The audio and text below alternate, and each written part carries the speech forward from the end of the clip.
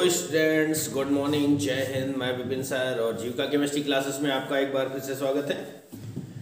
Hello students, हम लोग मिले हैं अपनी series biology unsolved paper 2020 set number 7 WM, यानी 2020 के 7वें सेट पर है हम लोग, है ना। 2020 के 7वें सेट पर है हम लोग, 7वें सेट को सॉल्व करने जा रहे हैं हम लोग और ये 2020 का अंतिम सेट होगा। इसके बाद आपको 2022 बायोलॉजी और 2022 केमिस्ट्री सीरीज मिलेगी। उसके बाद हम लोग 2019 की सीरीज पर चलेंगे, उसके बाद 2018 की सीरीज पर चलेंगे, है ना। तो पहले 2022 यानी 20 का आज खत्म हो जाएगा, उसके बाद बायोलॉजी और केमिस्ट्री 2022 के अनसॉल्व पेपर मिलेंगे। उसके बाद हम लोग आगे की सीरीज पर ध्यान देंगे। तो आप लोग कहते होंगे कि बहुत दिन बाद आपके वीडियो आते हैं, लेकिन क्या करें यार, वीडियो का सलूशन बनाना पड़ता है और सलूशन बनाने के बाद में कुछ क्वेश्चन प्रॉब्लम्स कर जाते हैं जिनका आंसर नहीं होता, उनको ढूंढना पड़ता है, आंसर लेना पड़ता है। और इसके अलावा वीडियो रिकॉर्डिंग करने में भी समय लगता है, 3 घंटे का समय लग जाता है एक वीडियो रिकॉर्ड करने में। तो इस चक्कर से मैं आप लोगों से थोड़ा दूर रह पाता हूँ और मिल नहीं पाता। खैर कोई बात नहीं, मैं समय समय पर आपसे मिलता रहूँगा। अगर तो हम लोग चलिए शुरू करते हैं, है ना, बिना किसी विलम्ब के अपना काम चालू करते हैं। 2020 का सेट नंबर 7 का पहला क्वेश्चन नंबर फर्स्ट का कह रहा, पुष्पीय पादप का कौन सा भाग अगुणित होता है। पुष्पीय पादप का कौन सा भाग अगुणित होता है? तो जड़ पत्ती तो द्विगुणित होते हैं, युग्मनज त्रिगुणित होता है और जो नर युग्मक है, यानी थर्ड ऑप्शन सही है, नर युग्मक ये अगुणित होता है, अर्थात इसको इंग्लिश में हैप्लॉइड बोलते हैं। क्या बोलेंगे भैया? हैप्लॉइड। पहले का विश्व पर्यावरण दिवस मनाया जाता है, ये पहला ऑप्शन सही है, 5 जून को। गा नंबर 5 जून को। पेनिसिलिन की खोज किसने की थी? दुनिया जानती है और आप तो जरूर जानते होंगे, अलेक्जेंडर फ्लेमिंग। Alexander Fleming. और घा नंबर है पहले का, दाब कोशिका अरक्तता उत्पन्न होती है। इसका पहला ऑप्शन सही है, अलिंगी क्रोमोसोम पर अप्रभावी विशेषक के कारण। अलिंगी क्रोमोसोम पर अप्रभावी विशेषक के कारण, यानी इसका घा का पहला ऑप्शन सही है। क्वेश्चन नंबर 2 की बात करें, ठीक है। क्वेश्चन नंबर 2 का क्या कहता है? संख्या एवं जैव भार पिरामिड में अंतर। संख्या एवं जैव, तो थोड़ा सा मिसप्रिंट है। जीव संख्या एवं जीव भार पिरामिड में अंतर पूछ रहा है। जीव संख्या एवं जीव भार पिरामिड में अंतर पूछ रहा है, थोड़ा सा मिसप्रिंट है। तो इसका जो है, तो हम लोग इसको कर चुके हैं कहाँ पर? 2020 सेट नंबर 6 क्वेश्चन नंबर 4 का सेकेंड पार्ट में इसको हम लोग सॉल्व कर चुके हैं। फिर कह रहा है टर्नर सिंड्रोम क्या है? दूसरे का टर्नर सिंड्रोम, हेडिंग डालेंगे टर्नर सिंड्रोम और शुरू हो जाएंगे। मैं देख रहा हूं भैया कि आप लोग थक गए हैं, है ना। अभी 1 साल की सीरीज समाप्त नहीं हुई और आप लोग थक गए। आप लोगों ने पढ़ना बंद कर दिया, आप लोगों ने वीडियो देखना बंद कर दिया, लाइक करना बंद कर दिया, कमेंट करना बंद कर दिया। इतनी कंजूसी ठीक नहीं होती है ना। और जब एग्जाम आएगा तो आपकी यही कंजूसी आपको नुकसानदायक होगी। मेरा कुछ नहीं है भैया, मैं तो आपसे बस थोड़ी सी सहानुभूति लेता हूँ। मैं जानना चाहता हूँ कहाँ से, किस डिस्ट्रिक्ट से, यूपी भर में कहाँ से बच्चे हमसे जुड़े हुए हैं और कितने लोग लाभ ले रहे हैं। ज़्यादा से ज़्यादा लोगों को लाभ मिले, ज़्यादा से ज़्यादा लोग इस पर काम करें, जिससे आपके अच्छे नंबर आएंगे, आपकी परसेंटेज बनेगी बेटा, है ना। मेरा कुछ नहीं बनेगा, आप ही का जो कुछ बनना है सो बनना है। सो बेटा प्लीज़ अनसॉल्व पेपर को क्लियर करें। बोर्ड एग्जाम आप जानते हैं, अपने सर से पूछें, कहीं से भी पूछें, अनसॉल्व पेपर सॉल्व करना बहुत जरूरी होता है। दूसरे का खा कह रहा है टर्नर सिंड्रोम, इसमें मैं बोलूँगा, आप लोग लिख लेंगे, लिखिएगा। इस सिंड्रोम में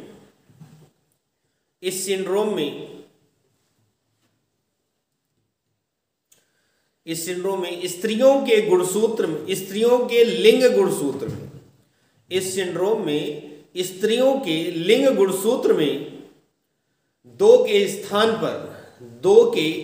पर 1 रह जाता है, 2 के स्थान पर 1 रह जाता है,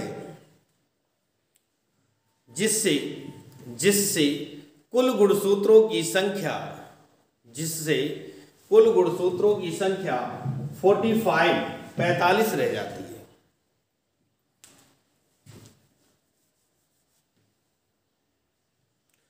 ऐसी स्त्रियों का कद छोटा, जननांग अल्प विकसित, कद छोटा, जननांग अल्प विकसित, ओवरी अल्प विकसित एवं स्तनों का विकास नहीं होता,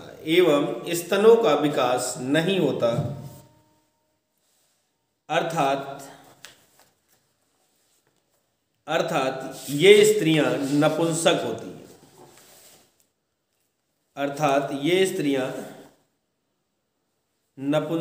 हैं,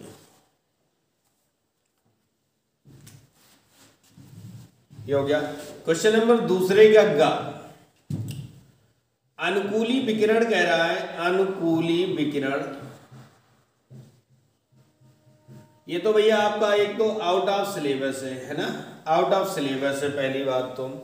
दूसरी बात, इसका आंसर कुछ ठीक ठाक मुझे मिला नहीं, इसलिए मैंने छोड़ दिया है। पहली बात तो आउट ऑफ सिलेबस है, आपके सिलेबस से भी मतलब नहीं है।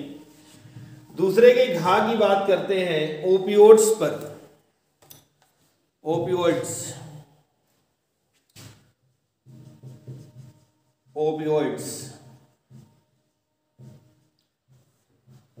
जो होता है भैया, क्या होता है, ये नशीली औषधियाँ होती हैं। क्या होती हैं?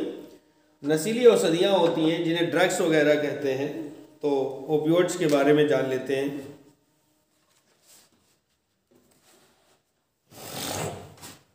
क्या लिख सकते हैं? ऐसी औषधियाँ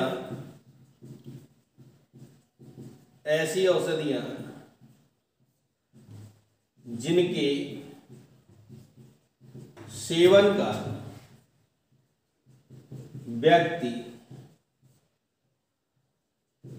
आदी बन जाए, आदी माने आदत में बन जाए, आदी बन जाए,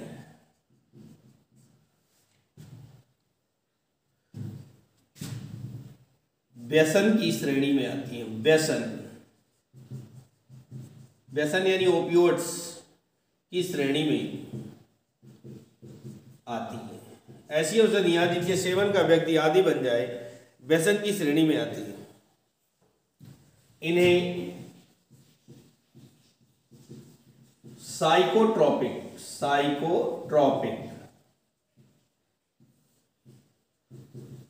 औषधियां, माने साइकोट्रोपिक मीन्स होता है नशीली, साइकोट्रोपिक औषधियां भी कहते हैं।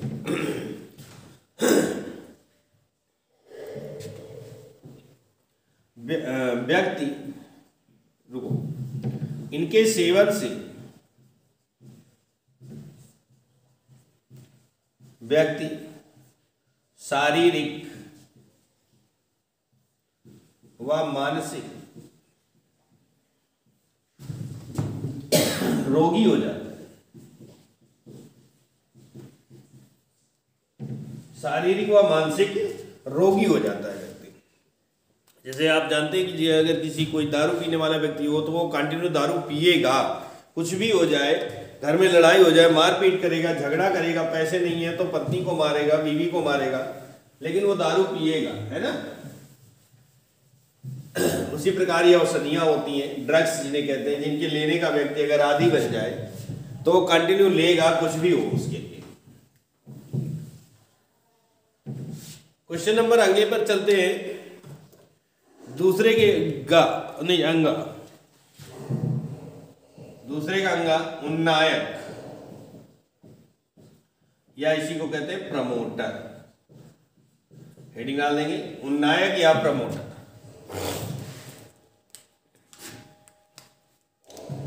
क्या लिख सकते हैं, ये डीएनए के वे खंड होते हैं,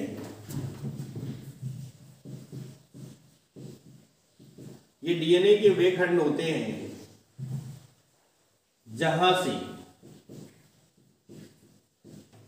ये डीएनए के वे खंड होते हैं जहां से अनुलेखन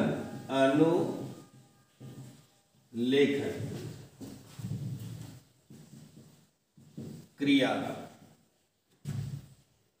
प्रारंभ होती है।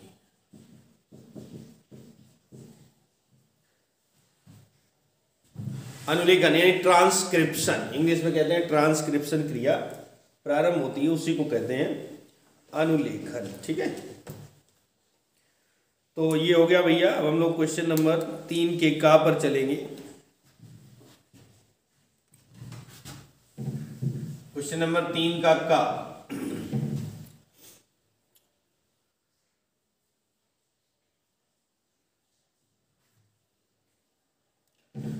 कह रहा है,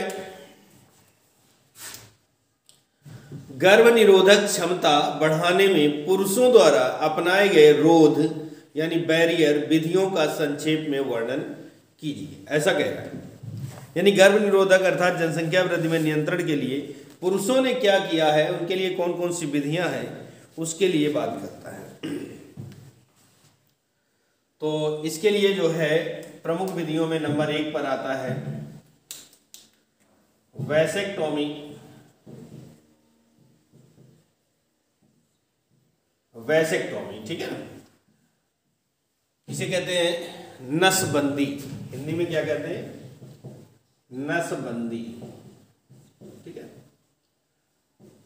इसके बारे में हम पीछे सेट में बता चुके हैं और एक बार फिर से बता दे रहे कि लिखिएगा, इस क्रिया में पुरुषों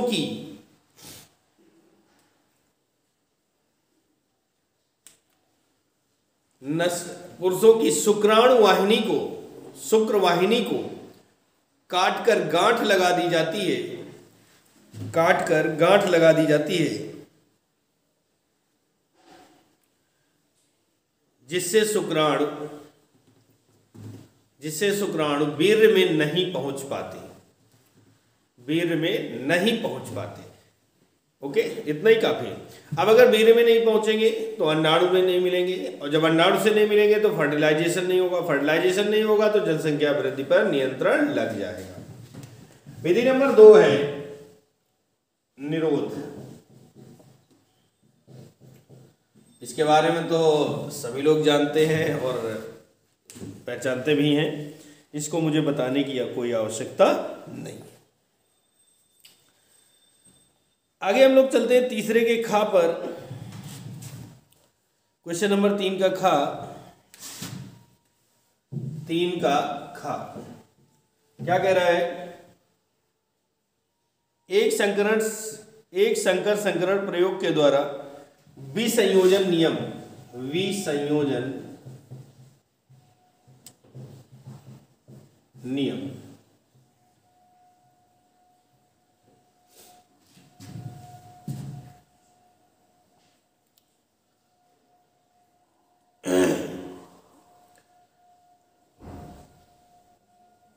विसंयोजन नियम की व्याख्या कीजिए। तो ये मेंडल के सेकेंड लॉ पर डिपेंड करता है, विसंयोजन नियम, और सेकेंड लॉ के अनुसार इसे हम मेरे हिसाब से अपूर्ण प्रभाविता, इनकम्प्लीट डोमिनेंस की व्याख्या करेंगे। और आपके पास ये सब होगा विसंयोजन नियम के अनुसार, तो आप पूर्ण प्रभाविता की व्याख्या कर लेंगे। ये आपके चैप्टर में उपलब्ध है। और थोड़ा सा डाउट सा है तो कोई बात नहीं, अगर है तो आप लोग स्वयं देख सकते हैं, और अगर कोई गलती हो जाए तो भैया छोटा या बड़ा भाई मान करके माफ़ कर दीजिएगा, है ना, छोटा या बड़ा भाई मानकर माफ़ कर दें। क्वेश्चन नंबर 3 का घा सक्रिय एवं निष्क्रिय प्रतिरक्षा में अंतर। सेट 2020 सेट नंबर 3 4 का घा, क्वेश्चन नंबर 4 का घा में सक्रिय और निष्क्रिय प्रतिरक्षा के बारे में बताया जा चुका है, तो इसको आप लोग वहां से देख सकते हैं। ठीक है। तीसरे का अंगा मानव जीनोम परियोजना, मानव जीनोम परियोजना, मानव जीनोम परियोजना के बारे में बात करना है, क्या होती है, सॉरी। तो भैया जो परियोजना शब्द जुड़ा है ना, परियोजना, परियोजना का मतलब होता है एक बहुत बड़ा उद्देश्य, किसी एक काम से कई सारे तीर मारना। एक तीर से 2 शिकार तो आप लोगों ने सुने होंगे, लेकिन यहाँ पर कई सारे शिकार होते हैं।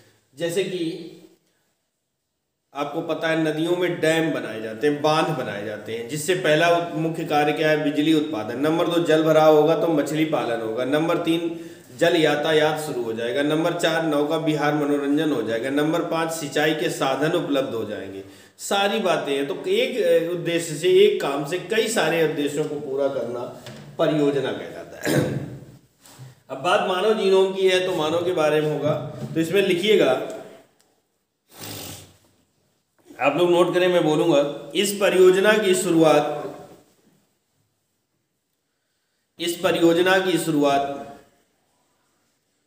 सन 1990 में संयुक्त राष्ट्र अमेरिका ने एक अंतरराष्ट्रीय अनुसंधान कार्यक्रम के रूप में की थी। अंतरराष्ट्रीय अनुसंधान कार्यक्रम के रूप में की थी। इस परियोजना का उद्देश्य मानव जीनोम के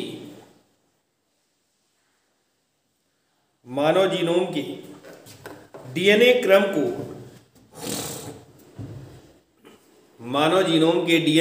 को निर्धारित करना है।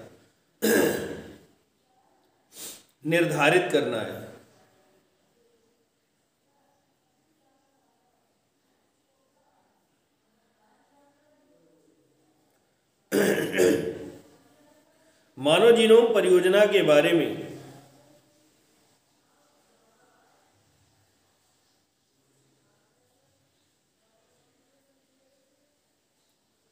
जानकारी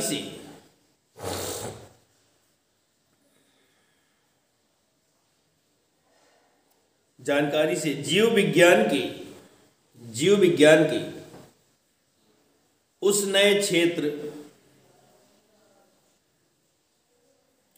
में तेजी से विस्तार संभव हो पाया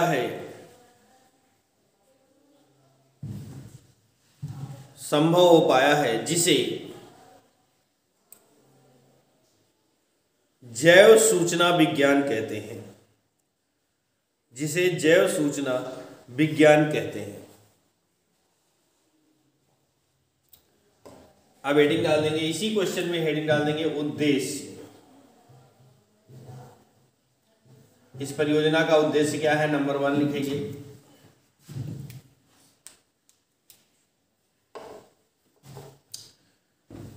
मानव जीनोम पर उपस्थित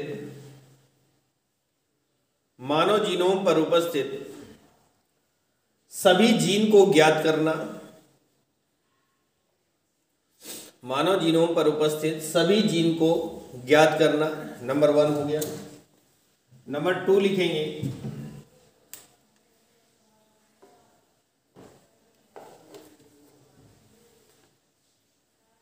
आनुवंशिक रोग उत्पन्न करने वाले जीन की पहचान करना, आनुवंशिक रोग उत्पन्न करने वाले जीन की पहचान करना।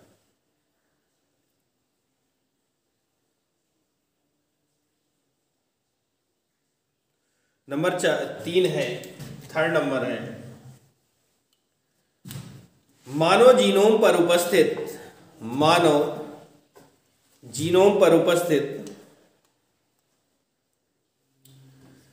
सभी क्षार युग्मों की संख्या तथा उनके अनुक्रमों का निर्धारण करना।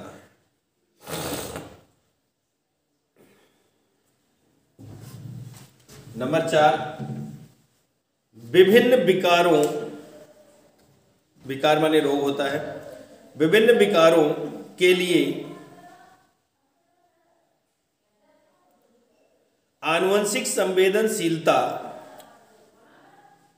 तथा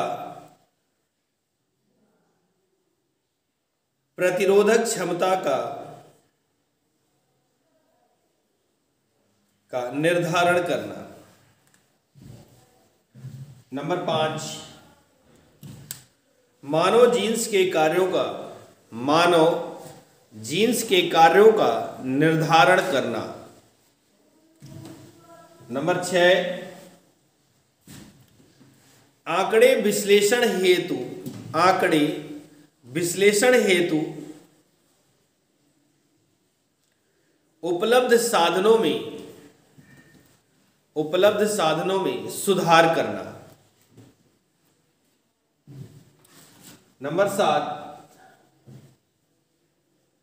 मानव जीनोम का चित्रण तैयार करना।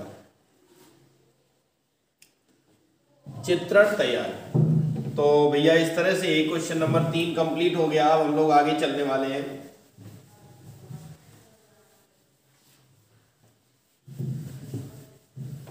क्वेश्चन नंबर 4 की ओर बढ़ेंगे। तीसरा हमारा कंप्लीट हो गया है।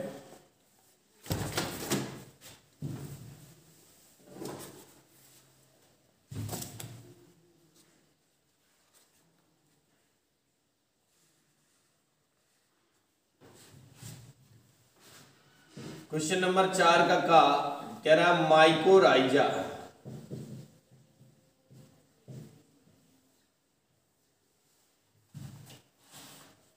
कह रहा माइकोराइजा क्या है, इसकी उपयोगिता का वर्णन कीजिए।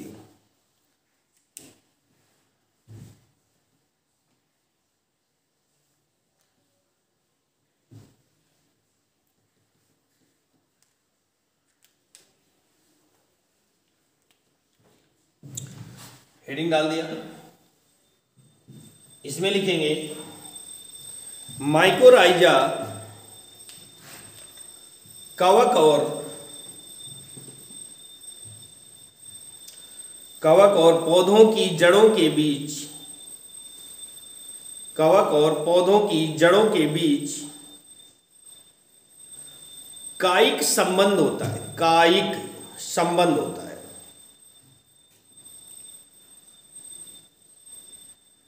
यह संबंध लगभग 95% पौधों में पाया जाता है। माइकोराइजा मिट्टी से पौधों को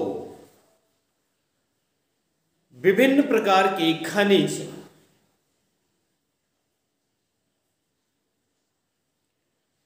एवं पोषक तत्व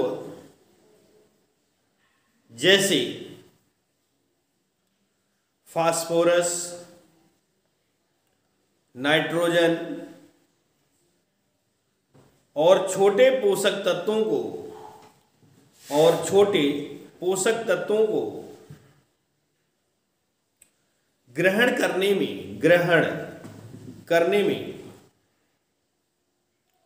मदद करता है।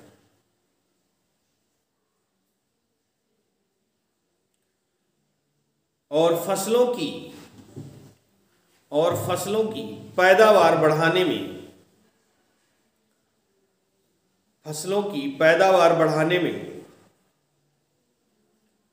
एक अहम भूमिका निभाता है।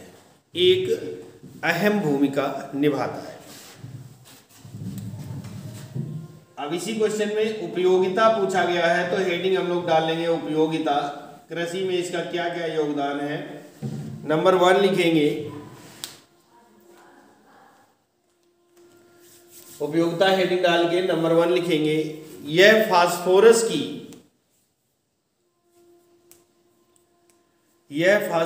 की उपलब्धता को 60 से 80% तक बढ़ाता है, 60 to 80% तक बढ़ाता है।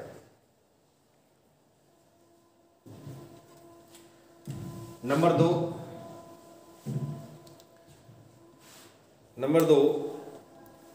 इसके उपयोग से जड़ों का बेहतर विकास होता है।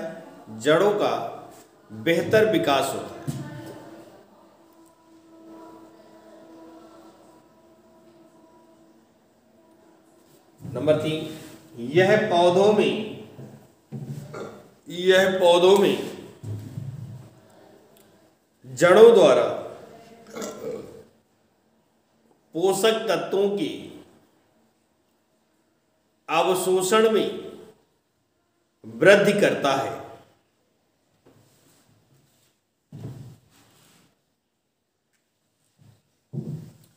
नंबर 4, यह फसलों के लिए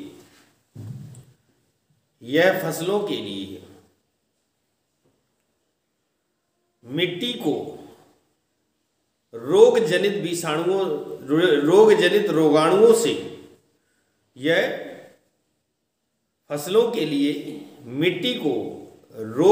रोगाणुओं से बचाता है।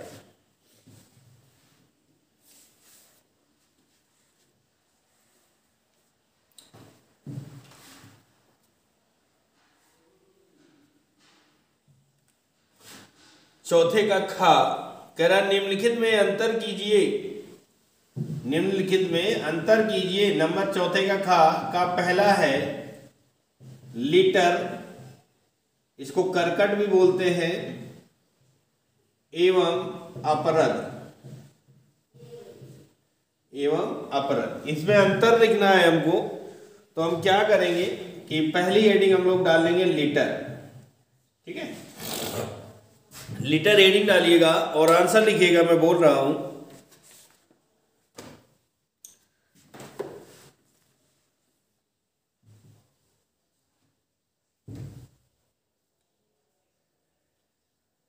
कि पृथ्वी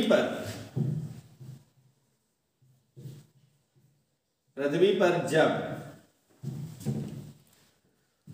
प्रारंभ में पादपों एवं जंतु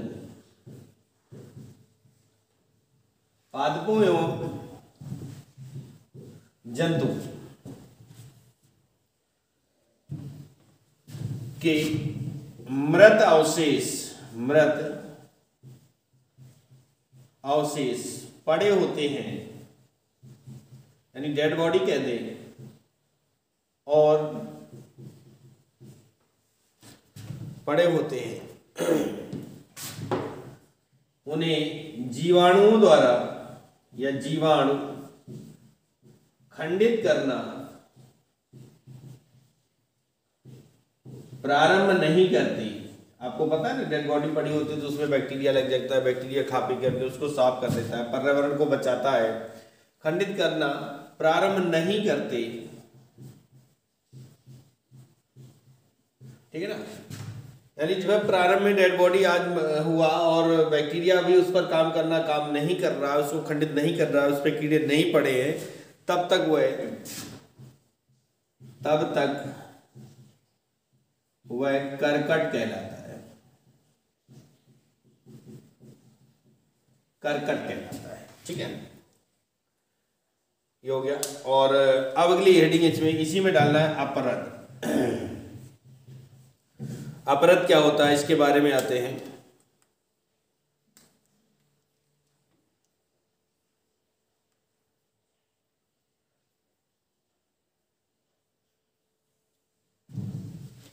पादपों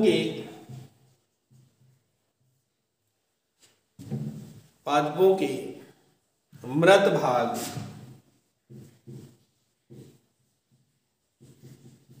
जैसे फल, फूल, पत्ती, छाल एवं जंतुओं की मृत अवशेष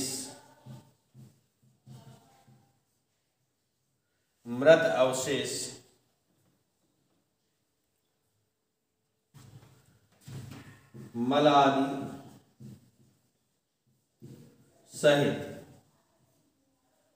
सहित कुछ अपघटित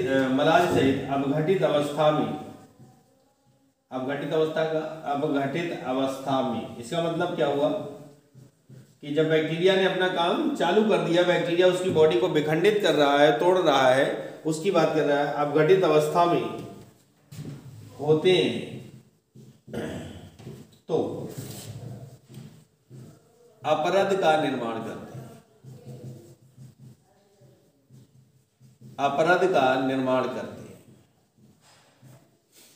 है ना, विघटित अवस्था में होते हैं तो अपरद का निर्माण करते हैं। आइए आगे,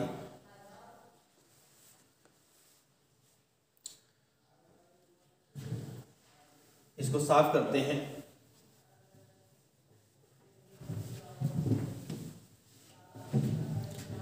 और चौथे की खा का दूसरा पार्ट, ट्रोपोस्फियर निम्नतर वायुमंडल एवं समताप मंडल में अंतर करता है। तो एक तरफ डाल लेंगे ट्रोपोस्फियर और दूसरी तरफ डाल लेंगे स्ट्रेटोस्फियर।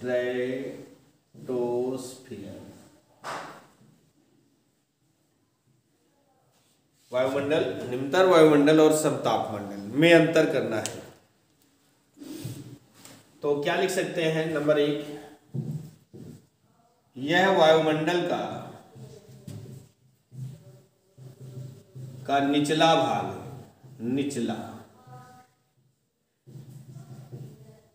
यह वायुमंडल का निचला भाग है। और लिख सकते हैं नंबर 1, यह वायुमंडल का दूसरा भाग, यह वायुमंडल का दूसरा भाग, ये निचला था और ये वायुमंडल का दूसरा भाग है। नंबर 2 की बात करें,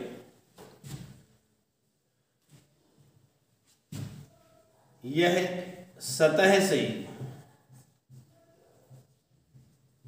16 किलोमीटर ऊपर तक फैला होता है, 16 किलोमीटर ऊपर तक फैला होता है। और उधर लिखेंगे यह 16 से 60 किलोमीटर तक फैला होता है, यानी 16 के बाद शुरू होता है क्योंकि दूसरा स्तर है, और 16 के बाद 60 किलोमीटर ऊंचाई तक फैला होता है। नंबर 3, इसमें O2 और CO2 की अधिकता होती है, क्योंकि हम लोग रहते हैं। O2 लेते हैं, CO2 छोड़ते हैं, और पेड़ पौधे CO2 लेते हैं, O2, तो इन दोनों की अधिकता होती है।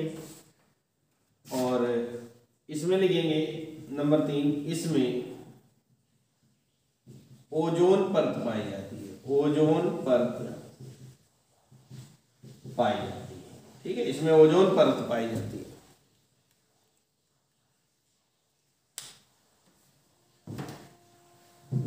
इसको साफ कर लेंगे। चौथे का था कंप्लीट हो गया। अब हम लोग चलेंगे क्वेश्चन नंबर 4 के गा का। कह रहा है प्रतिबंध एंजाइम की संक्षिप्त व्याख्या कीजिए तथा 2 प्रकार के प्रतिबंध एंजाइम के नाम भी लिखिए। तो ये क्या होगा, 2020 सेट नंबर 5, 2020 सेट नंबर 5 के 5वें का खार में इसका आंसर किया जा चुका है। इसको वहीं से देख लेंगे।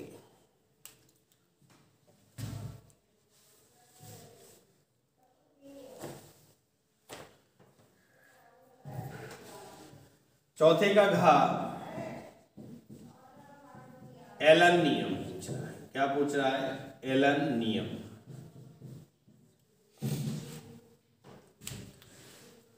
कह रहा है क्वेश्चन हमारा, एलन के नियम को परिभाषित कीजिए, एक उदाहरण देकर इसकी व्याख्या कीजिए।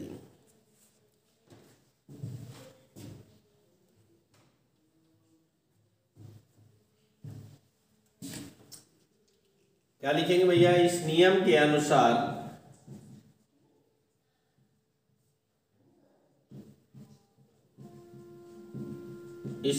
अनुसार comma inverted comma, black pen से लिखेंगे,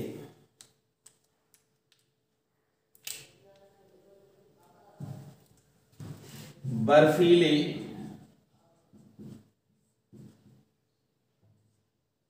स्थानों में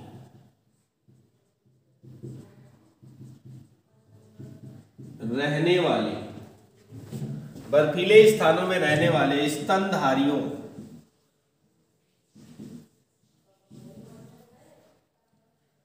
के कानों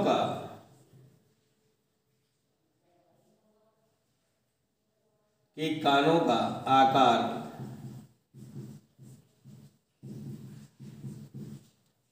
छोटा होता है।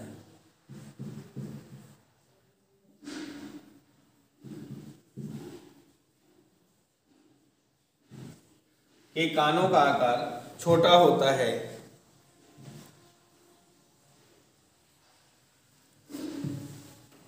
अर्थात यह उन्हें ठंड से बचाते हैं,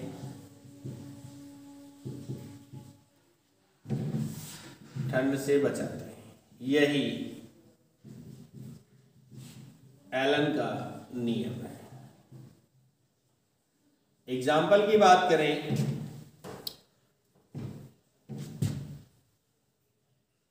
आर्कटिक लोमड़ी,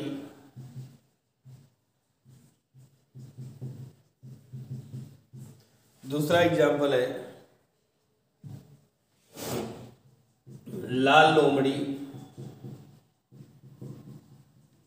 व रेगिस्तानी लोमड़ी।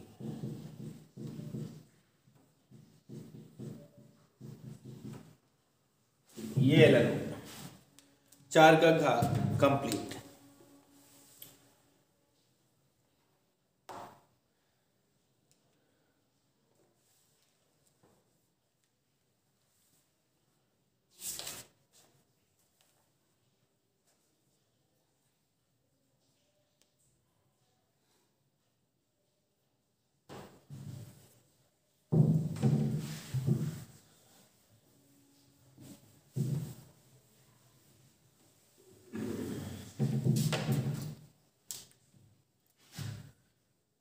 क्वेश्चन नंबर 5 का फर्स्ट कह रहा है उभयलिंगी एवं एक लिंगी में अंतर लिखिए। तो उभयलिंगी एवं एक लिंगी में अंतर। तो ये तो भैया जाना माना है, आप लोग जानते हैं। उभयलिंगी मतलब होता है द्विलिंगी, अर्थात वे जंतु या पादप, ठीक है मैं बोल रहा हूं लिख लेना, बहुत सिंपल सी बात है। वे जंतु या पादप जिनमें नर एवं मादा जन्नांग, नर एवं मादा जन्नांग एक ही जंतु या पुष्प में, एक ही जंतु या पुष्प में पाए जाते हैं, उभयलिंगी या द्विलिंगी कहलाते हैं।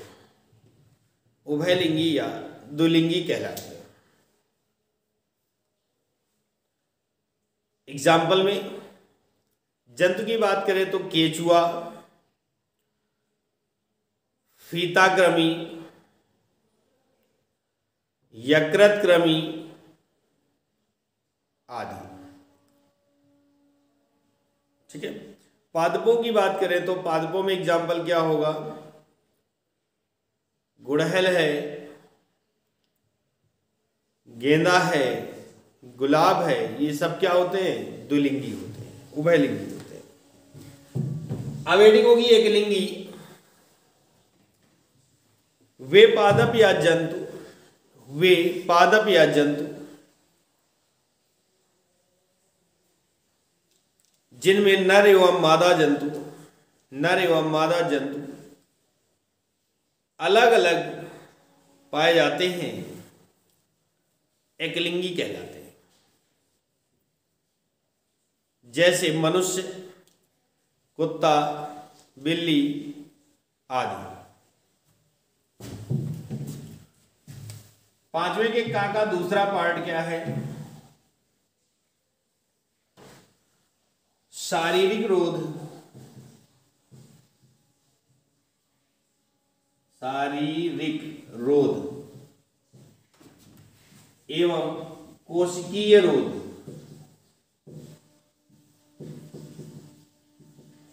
में अंतर करना है, शारीरिक रोध और कोशिकीय रोध में अंतर करना है। तो लिखेंगे क्या,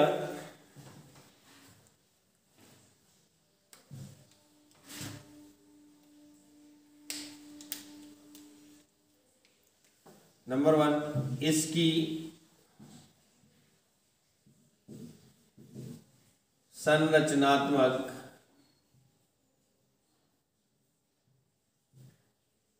घटक त्वचा होती है। यानी जो शारीरिक रोध होता है ये बॉडी में जीवाणुओं या रोगाणुओं को घुसने से रोकता है। तो वो कौन काम करता है, वो काम करता है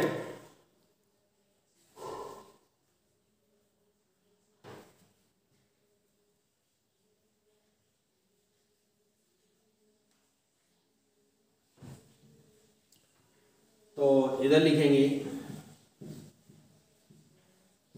इसकी संरचनात्मक घटक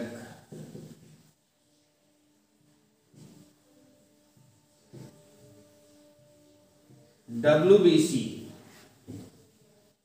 कोशिका होती है, WBC कोशिका होती है। नंबर 2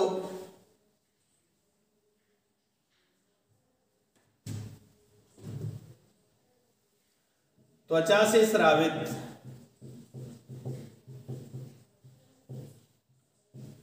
म्यूकोसा, त्वचा से स्रावित म्यूकोसा, त्वचा से स्रावित म्यूकोसा रोगाणुओं के प्रवेश को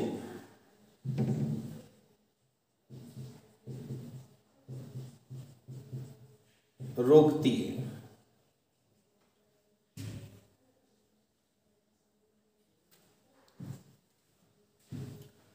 नंबर 2 लिखेंगे यह यानी WBC यह भक्ष्यकाणु यानी फैगोसाइटोसिस क्रिया द्वारा, भक्ष्यकाणु क्रिया द्वारा रोगाणुओं को नष्ट करती है।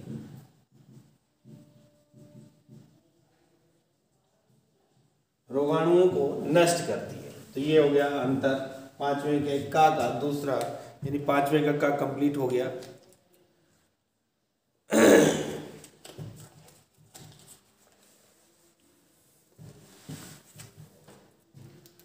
पांचवें का खा कह रहा है परजीवी जीवाणु,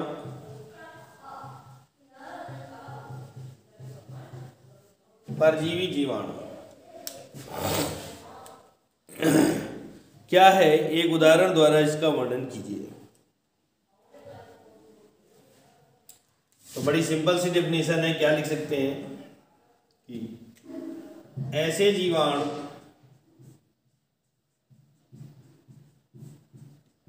जो अपना भोजन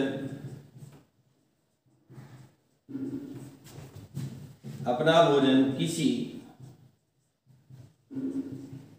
अन्य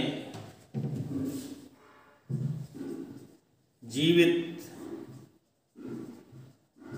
जीवधारी से प्राप्त करते हैं, किसी अपना भोजन किसी अन्य जीवधारी से, जीवित जीवधारी से प्राप्त करते हैं तथा उस पर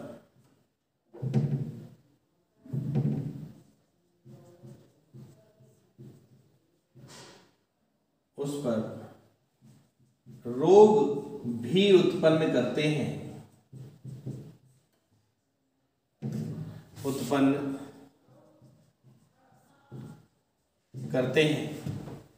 रोग भी उत्पन्न करते हैं, परजीवी जीवाणु कहलाते हैं।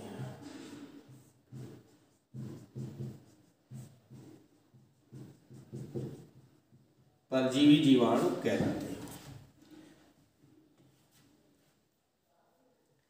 एग्जाम्पल में मनुष्य में अनेक रोग जैसे हैजा, टाइफाइड,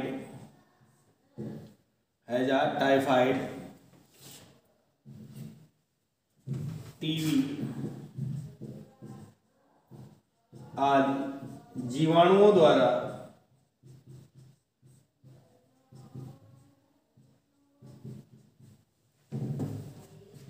उत्पन्न होते हैं।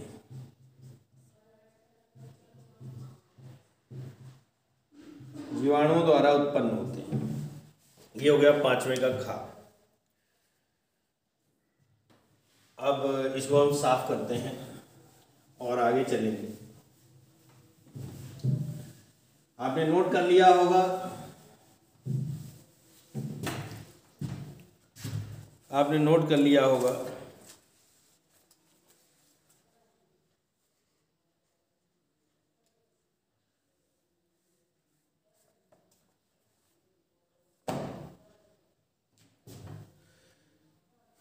तेरा पांचवें का गा कायिक संकरण की व्याख्या की। पांच का गा कायिक संकरण।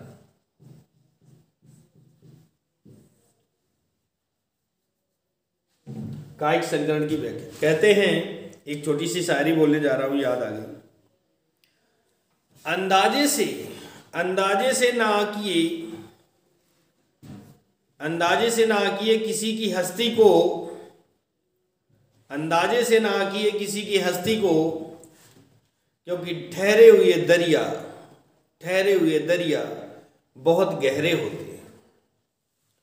ठहरे हुए दरिया बहुत गहरे होते हैं। अंदाजे से ना किए किसी की हस्ती को, क्योंकि ठहरे हुए दरिया बहुत गहरे होते हैं। मतलब ये हुआ कि अगर मैं बहुत दिनों में 2, 4, 6 दिन में, 7 दिन में या 10 दिन में एक सेट लेके आ पाता हूँ, अगर मैं जल्दी जल्दी सेट लाऊंगा तो कहीं ना कहीं गलती कर दूंगा और कोई ना कोई गलत आंसर आपको पहुंच जाएगा। तो बड़े इत्मीनान से सोच समझ करके आराम से दिया जाता है। तब तक आप अपने एक सेक्टर को याद करें, तैयारी करें, ठीक है ना। तो ये था पांचवें का गा, कायिक संकरण के बारे में बात करना है। तो इसमें देखिएगा, क्या लिखेंगे?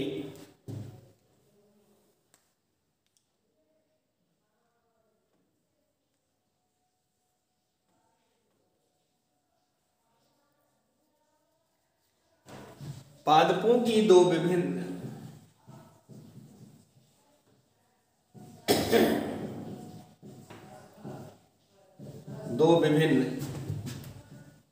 किस्मों से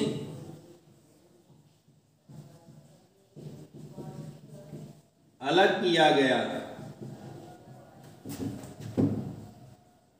प्रोटोप्लाज्म। प्रोटोप्लाज्म को जीवद्रव्य बोलते हैं हिंदी में, जीवद्रव्य।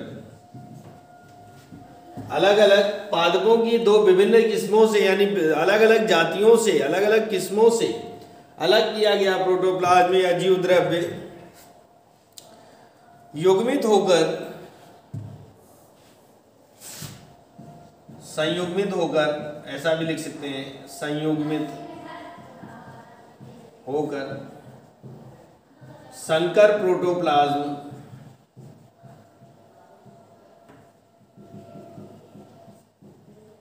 बनाता। संकर मतलब जैसा कि आपने मेंडल के नियमों में पढ़ा है, तो संकर प्रोटोप्लाज्म बनाता है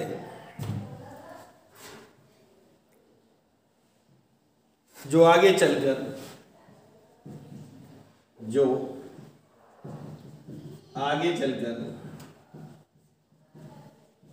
नए पादप को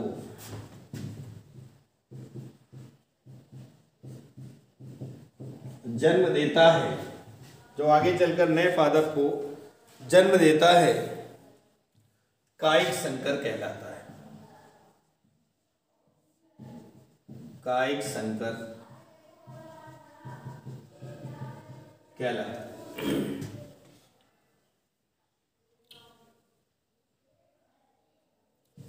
तथा यह प्रक्रम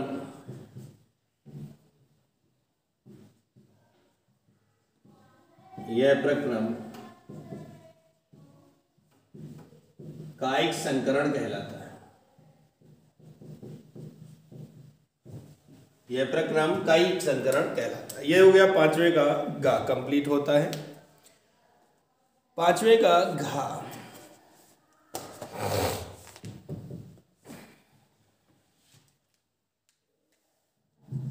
पांचवें का घा डार्विन का सिद्धांत पूछ रहा है।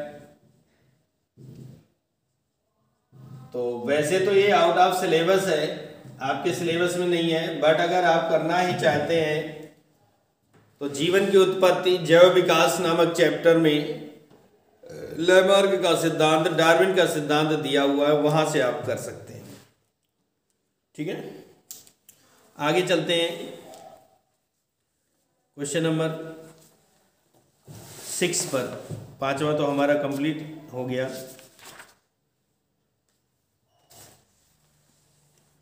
कह रहा है छठवें का क्वेश्चन नंबर 6 का कह रहा है स्त्री जनन तंत्र की आंतरिक संरचना का नामांकित आरेखीय चित्र बनाइए। ठीक है ना, तो मादा जनन तंत्र के बारे में कह रहा है। तो ये हमारा सेट नंबर 2 क्वेश्चन नंबर 7 पे हो चुका है। 2020 सेट नंबर 2 क्वेश्चन नंबर 7 में कंप्लीट हो चुका है। वहां पर देख लेंगे, और नहीं तो आपके पास जो भी मॉडल पेपर या आपके सर ने नोट्स बनवाए होंगे वहां पर इसके बारे में दिया गया होगा। छठवें का खा कह रहा सुपोषण पर टिप्पणी लिखी। छठवें का खा सुपोषण की बात करता है। सुपोषण, आप जानते हैं कि अगर पोषण में कमी हो गई तो बच्चे हमारे रोगग्रस्त हो जाते हैं। ठीक है ना, सुपोषण क्या होता है उसके बारे में लिखेंगे। देखिए, किसी जलाशय को पोषक तत्वों से संपन्न करना, किसी जलाशय को पोषक तत्वों से संपन्न करना या कहते समृद्ध करना सुपोषण कहलाता है। इस प्रक्रिया में जलाशय में पौधों तथा शैवाल का विकास होता है।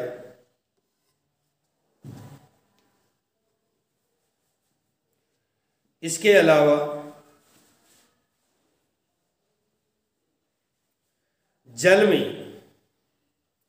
जल में बायोमास की उपस्थिति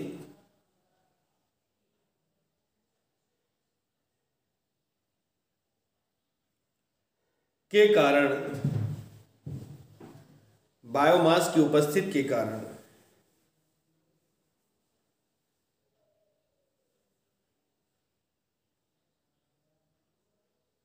उस जलाशय में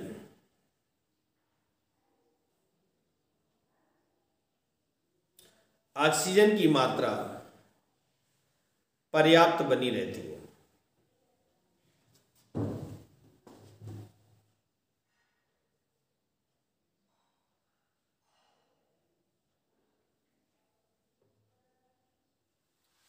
हो गया। छठवें का गा कह रहा है कुक्कुट फार्म प्रबंधन का वर्णन कीजिए। तो ये आपका सीधा बैग पीछे के किसी सेट में हो चुका है, मुझे याद नहीं है किस सेट में हुआ है, इसलिए आप लोग इसको पीछे देख लेंगे, आपको याद होगा, आपने सॉल्व किया है। छठवें का घा वाहित मल से आप क्या समझते हैं? वाहित मल हमारे लिए किस प्रकार से हानिप्रद है? ठीक है, तो इसके बारे में लिखेंगे हेडिंग वाहित मल के बारे में लिखना है। तो ये वाहित मल के बारे में जो है सेट नंबर 3 2020 सेट नंबर 3 में क्वेश्चन नंबर 3 का गा में हो चुका है। और जो वाहित मल से हानियां हैं, ठीक है, तो अब हेडिंग डाल देंगे क्या? हानियों के बारे में हम आपको यहां पर बताएंगे। सो लिखिएगा नंबर 1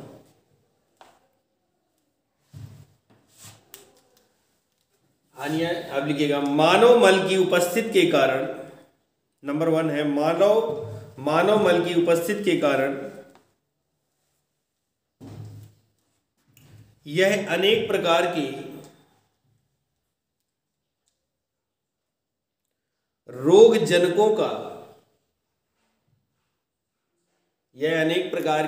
जनकों का स्रोत होता है।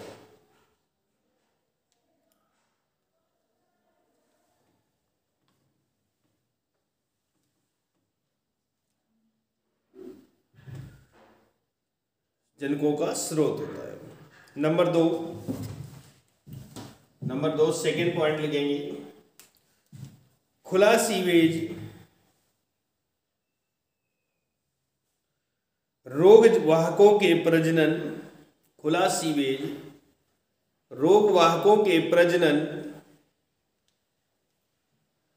स्थल का कार्य करता है। प्रजनन स्थल का कार्य करता है। नंबर 3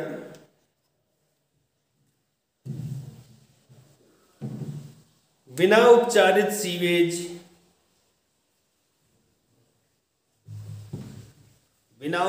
सीवेज की नदियों में छोड़ने से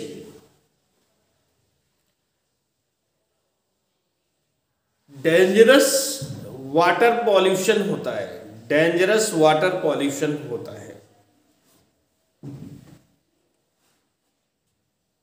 नंबर 4 चौथा पॉइंट लिखेंगे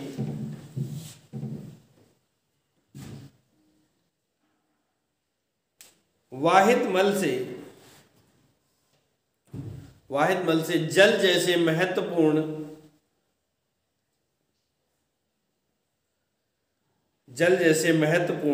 संसाधन का अपव्यय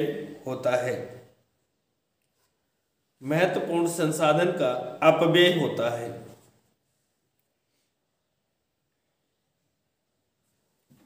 ये थी हानियां हमारी। क्वेश्चन नंबर 7 कह रहा है द्विनिषेचन को परिभाषित कीजिए, उपयुक्त चित्र द्वारा समझाइए। तो द्विनिषेचन आपका पीछे हो चुका है, सीधा बैक वहां से देख लेंगे, और नहीं तो आपका चैप्टर नंबर 2 में दोहरा निषेचन आपको पढ़ाया गया होगा, वहां पर आप देख सकते हैं। ठीक है ना, तो 7वां आपका वहीं से कंप्लीट हो जाएगा। इसके बाद की बात करते हैं हम लोग। आपने लिख लिया होगा, आशा करता हूं समझ में भी आ रहा होगा। ठीक है,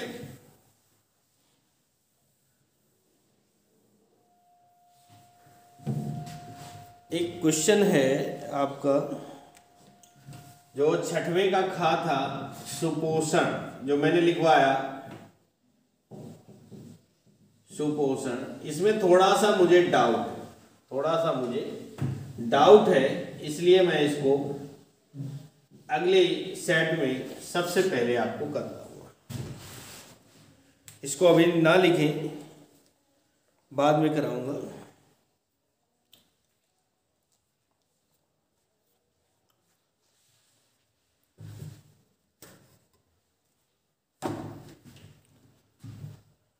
सातवें का जो अथवा है, क्वेश्चन नंबर 7 का जो अथवा है, इसमें कई सारी टिप्पणियों के बारे में कह रहा है निम्न पर संक्षिप्त टिप्पणी लिखिएगा।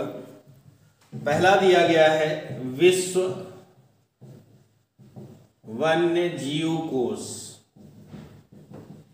विश्व वन्य जीव कोष, इसको लिखना प्रारंभ करें। कह रहा है विश्व वन्य जीव कोष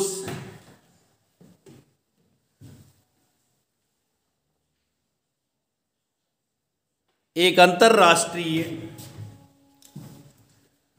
गैर सरकारी संगठन है।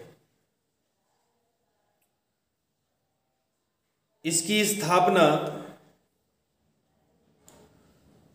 1961 में हुई।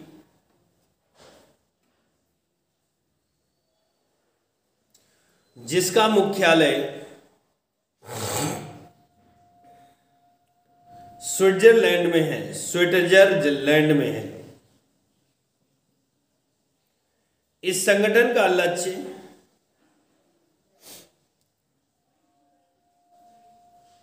लक्ष्य वन्य जीवन का संरक्षण करना तथा पर्यावरण पर मानवीय प्रभाव को घटाना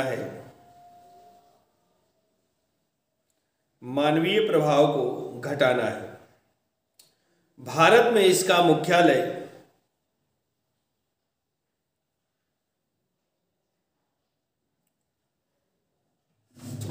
देहरादून में स्थित है।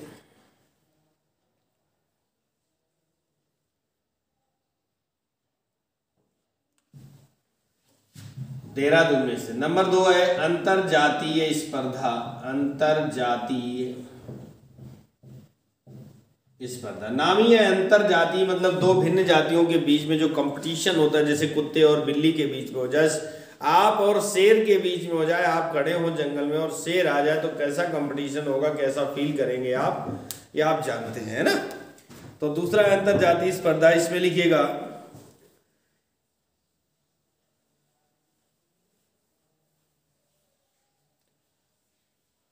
यह स्पर्धा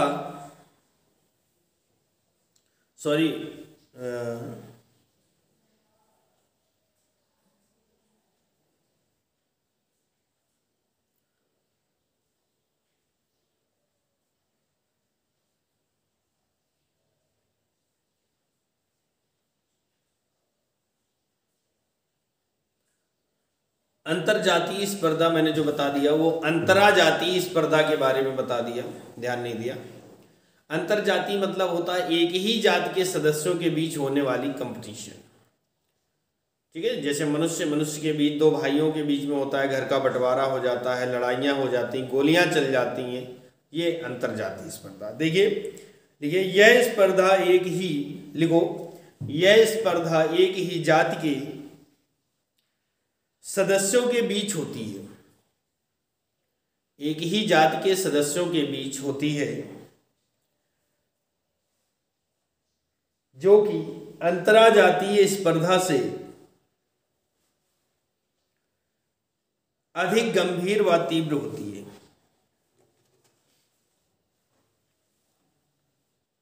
अधिक गंभीर व तीव्र होती है क्योंकि एक ही जाति के सदस्यों की आवश्यकताएं समान होती हैं। आवश्यकताएं समान होती हैं।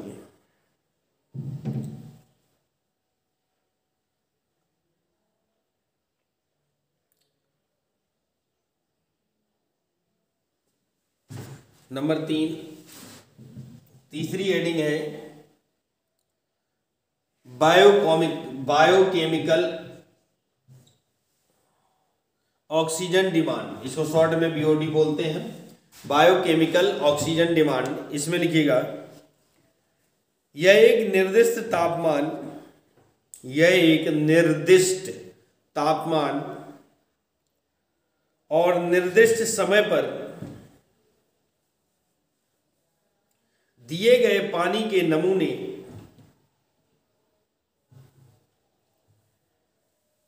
में मौजूद कार्बनिक पदार्थों को विघटित करने के लिए वायवीय जीवों द्वारा आवश्यक ऑक्सीजन की मात्रा है,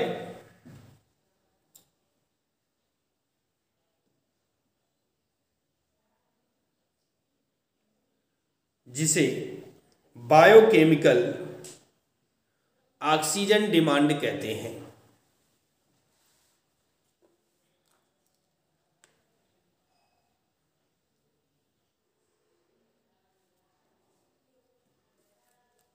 बायोकेमिकल ऑक्सीजन डिमांड कहते हैं।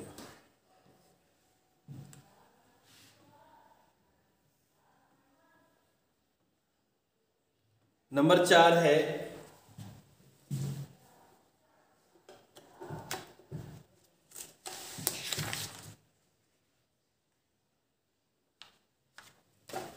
नंबर 4 कह रहा है ग्रीन हाउस गैसें।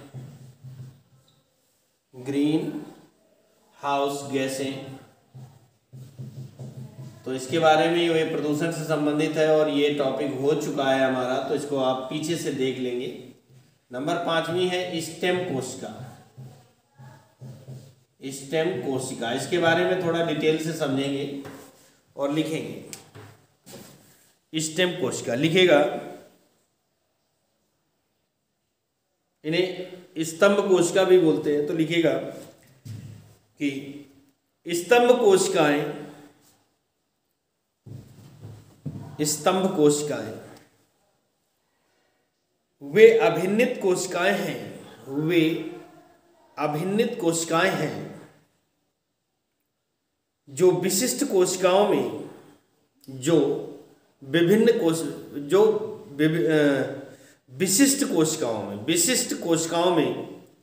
भिन्नित हो सकती हैं।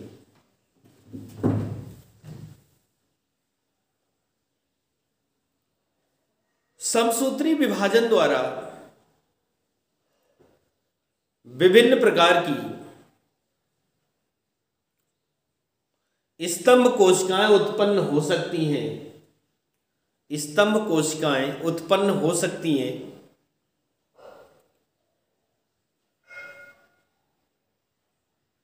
ये कोशिकाएं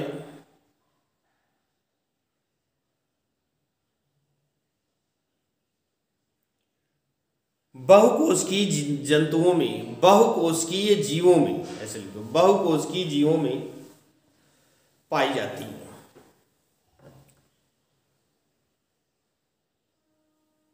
ये दो प्रकार की होती हैं।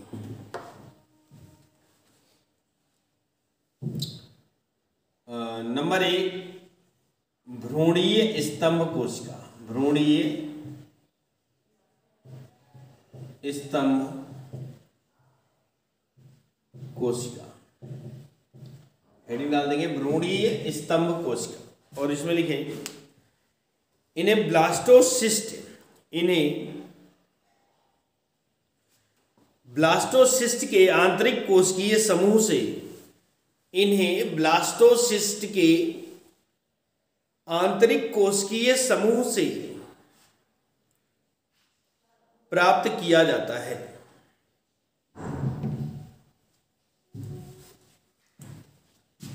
नंबर बी, वयस्क स्तंभ कोशिका।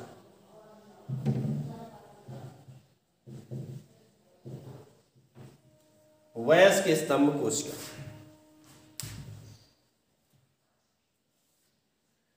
ये भ्रूणीय विकास के बाद, ये भ्रूणीय विकास के बाद पूरे शरीर में, पूरे शरीर में विभिन्न ऊतकों के भीतर पाई जाती है, विभिन्न ऊतकों के भीतर पाई जाती है। जैसे मस्तिष्क में,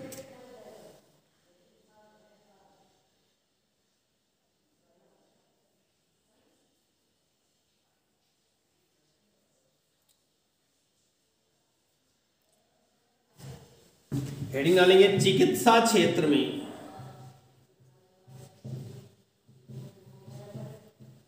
स्टेम कोशिका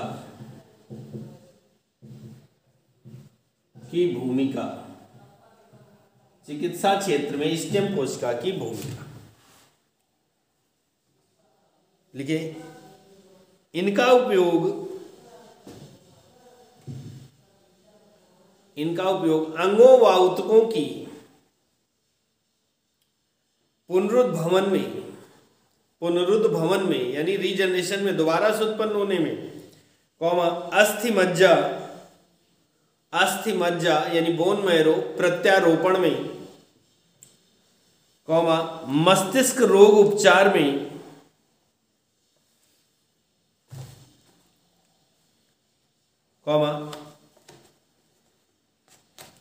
कोशिकाओं की कमी में,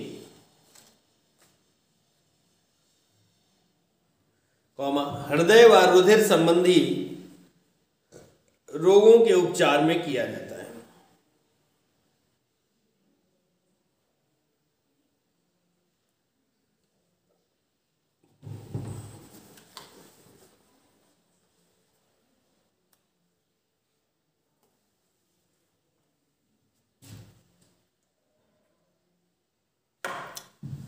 तो ये कंप्लीट होता है। अब हम लोग चलते हैं क्वेश्चन नंबर 8 की ओर। काफी बड़ा क्वेश्चन था।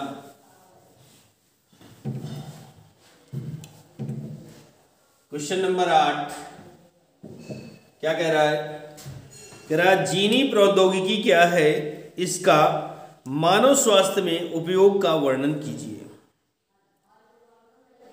तो जीनी प्रौद्योगिकी यानी जेनेटिक इंजीनियरिंग है ना, जेनेटिक इंजीनियरिंग, ये आपके बायोटेक्नोलॉजी चैप्टर में लिखा हुआ है और पीछे कराया भी जा चुका है, तो इसको आप वहां से देख सकते हैं। ठीक है ना। अब हम चलते हैं 8वें के अथवा से सेल्फ करना। बहुत लॉन्ग आंसर है और अगर किसी को नहीं मिलता तो जैसा मैंने आपको पहले बताया कि 9412653889 पर आप व्हाट्सएप कर दें, अपना नाम कर दें, अपना जिला नाम कर दें, डिस्ट्रिक्ट नेम कर दें और मैं आपको इसका आंसर भेज दूंगा। ठीक है ना, लॉन्ग आंसर है। 8वें का अथवा जेनेटिक कोड की बात कर रहा है। Genetic code GC, genetic code यानी आनुवंशिक कोड के बारे में बात कर रहा है। तो ये आप सीधा बैक कर सकते हैं, पीछे आपके लिखा हुआ है, पिछले एक सेट में हो चुका है। सेट कौन सा मुझे याद नहीं, इसलिए मैं कंफर्म नहीं कहूंगा, लेकिन हो 100% चुका है, ये कंफर्म है। क्वेश्चन नंबर 9 पर चलते हैं। क्वेश्चन नंबर 9 कह रहा है पारिस्थितिक तंत्र में ऊर्जा के प्रवाह की व्याख्या कीजिए। तो पारिस्थितिक तंत्र में ऊर्जा के प्रवाह की, तो जो क्वेश्चन नंबर 9 है पहला, जो पारिस्थितिक तंत्र कह रहा है। पहली बात तो ये आपका आउट ऑफ सिलेबस से है, और दूसरी बात अगर इसका आप आंसर लिखना चाहेंगे तो आपकी नोटबुक में होगा, और नहीं है तो जैसे मैंने बताया ये आपका है, इस नंबर पर व्हाट्सअप कर दें, आपको आंसर मिल जाएगा। 9 का जो अथवा है कह रहा संकट ग्रस्त प्रजाति। संकटग्रस्त प्रजातियां, इनके बारे में पीछे हो चुका है, ठीक है ना। सीधा बैक पिछले किसी भी सेट में देख लें, यानी जिस सेट में हो आपका आंसर इसका मिल जाएगा। ये इसका का था 9वें के का, अथवा का, और 9वें के खा है सहायक जैवनिक प्रौद्योगिकी की विभिन्न विधियों का वर्णन। तो जैसे कि IVF है ना, गिफ्ट, ये सारी जो जनन विधियां हैं, सहायक जनन विधियां, ये सब आपके पीछे सेट में हो चुकी हैं। सीधा बैक वहां से आप लोग कर लेंगे इनका आंसर, ठीक है। तो इस तरह से हम कह सकते हैं कि 2020 के ऑल सेट्स कंप्लीट है ना। अब हम लोग मिलेंगे कहां पर,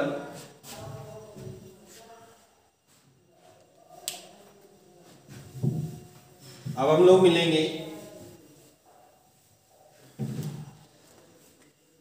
2022 सेट नंबर फर्स्ट, पहले केमिस्ट्री पर, और उसके बाद 2022 सेट नंबर फर्स्ट में बायोलॉजी पर। कोशिश करूंगा कि 1 बाई 1 आता रहे, एक केमिस्ट्री एक बायोलॉजी, एक केमिस्ट्री एक बायोलॉजी, 1 बाई 1 आता रहे, तो आपके लिए आराम होगा। बहुत दिनों से आप इंतजार कर रहे हैं 2022 केमिस्ट्री में। अगर हम केमिस्ट्री में बात करें तो 2020, 2019 और 2018, इन 3 सालों के अनसॉल्व्ड हमारी प्लेलिस्ट पर जाकर के आप देख सकते हैं, वहां पर सारे मिल जाएंगे। अब हमको केवल सॉल्व कराना है 2022, ठीक है ना, 2022 इसको कंप्लीट तैयार करवाना है। तो चलिए मिलते हैं, और आप लोगों के लिए 2020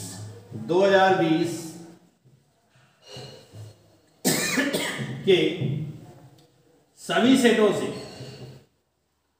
मिलाकर, सभी सेटों को मिलाकर एक क्वेश्चन पेपर तैयार किया गया है।